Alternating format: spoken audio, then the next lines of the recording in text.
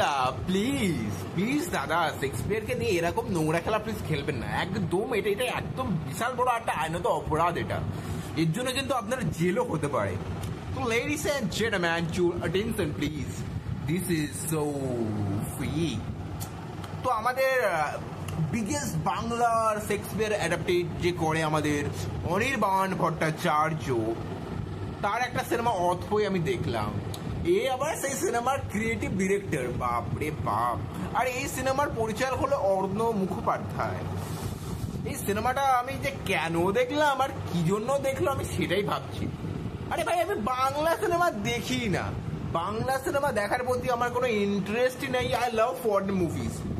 আমার ভাই ব্রেন আর পুরোপুরি একদম যে সলটা রয়েছে না, সেটা ফরেন মুভিজের ওপরে চলে গিয়েছে।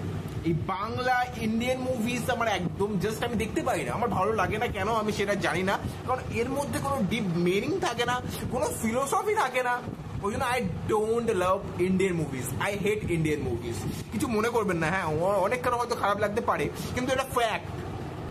তো এটা শেক্সপিয়ারের এমন একটা প্লে থেকে অ্যাডাপ্টেশন যেটা মানে খুবই জনপ্রিয়, এবং এটা আমি ভেবেছিলাম যে ব্যাপক হবে, কারণ ট্রেলারটা ভিজুয়ালি এতটা স্ট্রানিং ছিল এবং দেখতে দারুণ লাগছিল। মনে হচ্ছে এটা একটা দারুণ একটা সিনেমা হবে।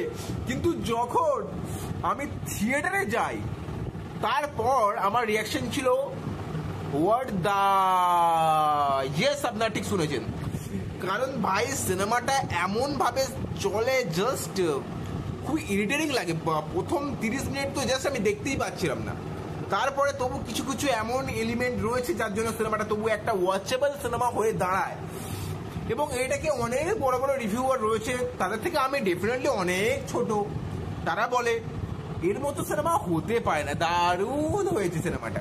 আমি তাদের রিভিউটাকে রেসপেক্ট রেখে আমি এটাই বলতে পারি যে দর্শক, আপনারা নিজে গিয়ে সিনেমা হলে সিনেমাটা দেখতে যান, তারপরে আপনার রিয়াকশনটা বলুন। আমি হয়তো অতটা মুখ্য সূক্ষ্ম মানুষ, তো হয়তো আমার মাথার ওপর থেকে চলে গিয়েছে, আপনারা এর মধ্যে অনেকে বলতে পারে হ্যাঁ বেশি পড়াশুনো শিখিনি তো, তাই জন্য এইসব বিশাল বড় বড় ইন্টেলেকচুয়াল সিনেমা আমি আর কি বুঝবো, তাই না? এটা আপনাদের মনে হচ্ছে তো?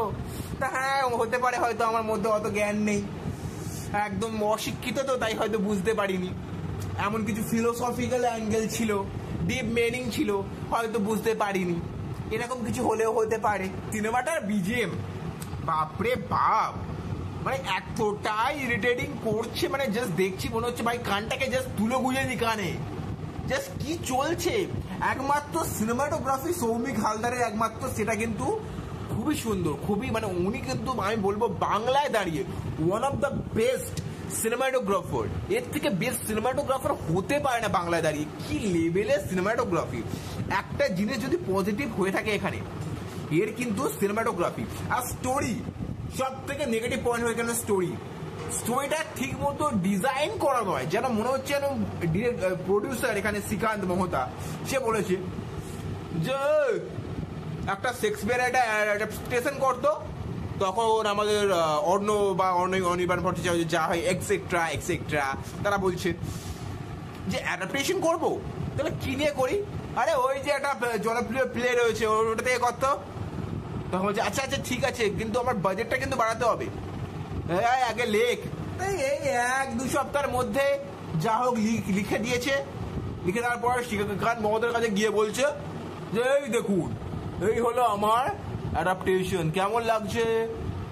দেখে বলছে বাহ, এ তো মহান, এর থেকে বেটার কিছু হতে পারে না। তো তাড়াতাড়ি সিনেমাটা বানিয়ে দাও। তো 1-2 মাসের মধ্যে হয়তো সিনেমাটা হয়তো সব মিলিয়ে তৈরি হয়ে, এই যে খিচুড়িটা আপনারা দেখতে পাচ্ছেন তৈরি হয়ে গিয়েছে। জাস্ট আর কিছু বলছি না ভাই, কারণ এটা হয়তো বিশাল মহান, যারা বিশাল জ্ঞানী মানুষ, তাদের হয়তো সিনেমাটা হয়তো খুব ইমপ্রেস করতে পারে। আমি ছোটখাটো মানুষ, আমার হয়তো সিনেমাটা ভালো লাগেনি, এটা হতে পারে। তো এটাই বলা যে আপনারা দেখুন সিনেমাটা, শেক্সপিয়ারকে কিভাবে চটকেছে সেটা দেখলে বুঝতে পেরে যাবেন। আর তো এইটুকুই বলার। যদি ভিডিও ভালো লাগে লাইক শেয়ার সাবস্ক্রাইব করতে ভুলবেন না। আর দেখা হচ্ছে নেক্সট ভিডিওতে। আর